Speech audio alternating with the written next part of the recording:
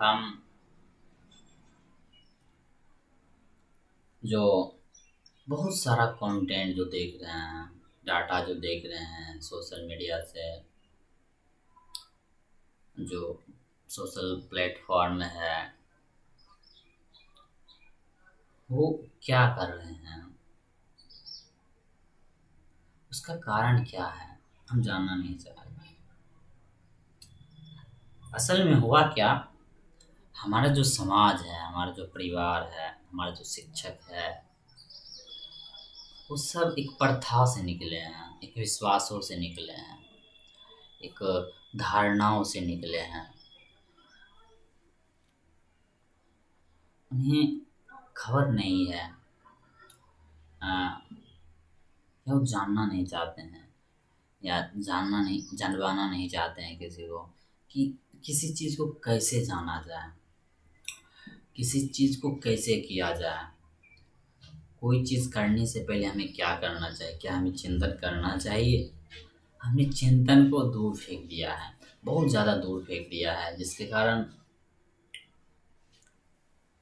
हमारा जितना भी काम हो रहा है बिना चिंतन का हो रहा है। अब बिना चिंतन का काम हो नहीं सकता, ये बहुत कमाल की बात। बिना चिंतन का काम नहीं हो सकता, भोग हो सकता है। तो हम जहाँ भी चिंतन रोकते हैं, जहाँ भी सोचना बंद करते हैं, वहाँ से भोग करते हैं, भोग के सिवा और कुछ नहीं करते। हमारा चिंतन जो बंद हुआ, भोग शुरू हुआ। भोग बढ़ते जाएगा, चिंतन घटते जाएगा। हालांकि हम चिंता बढ़ेगा, भोग के साथ ही चिंता बढ़ेगा, परंतु जो चिंतन है वो घटेगा। तो जो मुख्य जो है वो है इंसान का भोगवादी सोच के कारण। असल में मैं उसका बात नहीं कर रहा हूँ ज़्यादा। मेरा कहने का तथ्य ये है कि जो बनाने वाला है एप्लीकेशन ऐप, वो क्या चाहेगा, तो उसके लिए आपको सोचना पड़ेगा। यदि आप किसी चीज़ का दुकान खोलते हैं तो आप क्या चाहिएगा कि ज़्यादा से ज़्यादा उसका बिक्री हो। उसके लिए आप कुछ भी कर सकते हैं जहाँ तक कि आपका क्षमता हो। उसी तरह कोई कंपनी अगर एप्लीकेशन बनाएगा तो क्या चाहेगा, किसी चीज़ को ऊंचा करो, उस प्रोडक्ट को, उसको जीवन का लक्ष्य मिलाओ, तो हम उसको बेचेंगे। तो जो भोगवादी सोच है, जो हालांकि सालों दर साल बढ़ रहे हैं, वो इसी तरह से है। पहले जो हुआ करता था डिमांड और सप्लाई होता था, अब डिमांड सप्लाई का कॉन्सेप्ट थोड़ा कम हो गया है।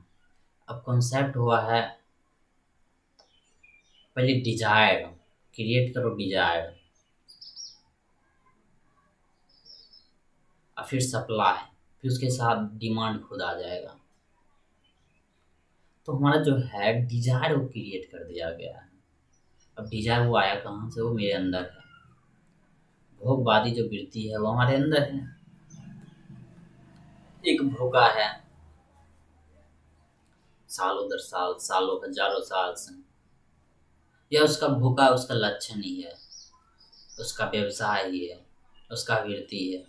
अब उसे कितना भी खाना दो, कितना भी खाना दो, नहीं भूख उसका मिटेगा। ऐसा ही हाल हमारा है, हम भी वही भूखा है। हमें दिया जा रहा है, कंटेंट दिया जा रहा है, चूंकि हम भूखा हैं तो हम कुछ भी खाए जा रहे हैं। क्योंकि हम भूखा हैं भोग के लिए, हम भोगवादी के लिए भूखा है, हमें भोग चाहिए इसलिए हम भूखा हैं। तो हमें दिया जा रहा है, बहुत सारा कंटेंट दिया जा रहा है, बहुत सारा डिजायर दिया जा रहा है, बहुत सारा जो है वस्तु दिया जा रहा है, बहुत सारा भोग के प्रकार, आकार, जो भी है टाइप दिया जा रहा है। तो और हम हैं बहुत भूखा। तो ये जो भूखा है, इसका भूख मिटने वाला नहीं है, परंतु इसे पता हो तब ना। तो भूखा को कुछ भी मिल रहा है अब भूखा खाए जा रहा है, खाए जा रहा है, खाए जा रहा है, खाए जा रहा है। मजे की बात है, भूखा कुछ चूहा की तरह है। आप रेट रेस सुने होंगे, उसी हाल है भूखा का। भूखा जितना अपना भूख मिटाने की कोशिश करता है बाहर, उतना अंधा हो जाता है। फिर वो जितना अंधा होता है उतना उसको लगता है बाहर ही भूख है, उतना ज़्यादा और भूख करता है। तो आप जो देख रहे हैं कुछ सालों में जो हुआ है हमारे जो साथ हुआ है, इंसानों के साथ हुआ, वो यही हो रहा है कि जो भूख का कंटेंट बढ़ रहा है और हम प्रतिदिन क्या कर रहे हैं, कंटेंट को कंज्यूम कर रहे हैं। प्रतिदिन वीडियो सैकड़ों की संख्या में देखे जा रहे हैं, सैकड़ों दृश्य देख रहे हैं, सैकड़ों प्रकार की कंटेंट देख रहे हैं, अनोनों प्रकार का।